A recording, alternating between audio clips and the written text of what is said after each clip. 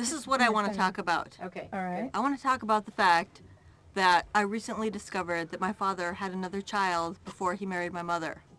Wow. Whoa. That's Okay. right. Like, they both knew she was pregnant. They both knew that they loved each other. They both knew that he could never be Catholic. She could never be Lutheran. Their parents would never accept the other one. And therefore, they both decided between the two of them that she was going to give it up.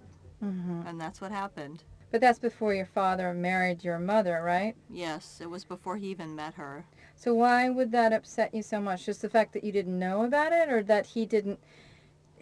Did he at some point have anything to do with this child, or... No. No. Neither he nor the woman ever had anything to do with it. Do you have an inner quest that you'd like to see your half-brother or sister and meet them? I certainly would. I have one older sister, one younger sister. I haven't ever known anything about a brother. I've never known a brother. But now all of a sudden I've learned I have a brother. He probably doesn't know anything about his parents. He's probably like 40 years old. He probably lives in Montana. He's probably got, I don't know, he's probably a freaking like dairy farmer with a handlebar mustache and like 4 kids. I find it really interesting that, like, in a way, sometimes a woman's power is in her ability to get pregnant and not tell anybody, or like not tell, like, think about it, like you could get pregnant by some guy that you had a one-night stand with, and he could never know about it.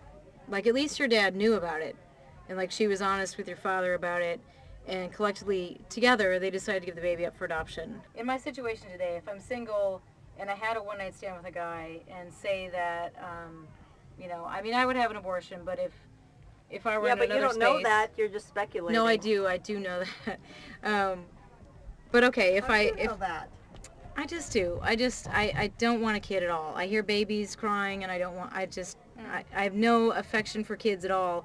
I mean, I can talk to them. I get along great with them. But what about Whatever. when they get to be older, like when they're like 6 and 7 and they start to be their own little person? I mean, that's really cool. It can be cool. You know, I thought, like, if I did ever want to have a kid, if I found a partner in life, a guy or a girl, that I would want to actually take on that project, because everything to me as a producer is like a project. But, I mean, it's realistic and practical. It's like, do I have the money? Do I have the infrastructure to have a child? I don't know. Infrastructure. I know, it's What are you horrible. I talking sound about? very cold and distant. It would be difficult to potentially Reproduce. Have a kid by Reproduce. yourself, but then have a kid definitely by by yourself. yourself. Yeah, but why should you Or sacrifice even with a that partner. experience just because, like, the world decides that you should make less money than men? But it's an experience that I don't want to have Well, it's something if you I have to accidentally be got realistic pregnant. about in terms of budget reasons. That's a very unfortunately. real decision to make.